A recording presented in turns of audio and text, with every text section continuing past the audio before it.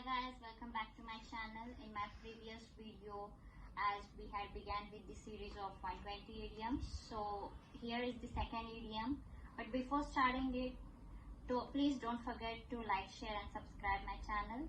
So the idiom is a bird in the hand is worth two in the bush. This is about being greedy, and which means that you should be happy with what we have rather than taking a risk and losing it.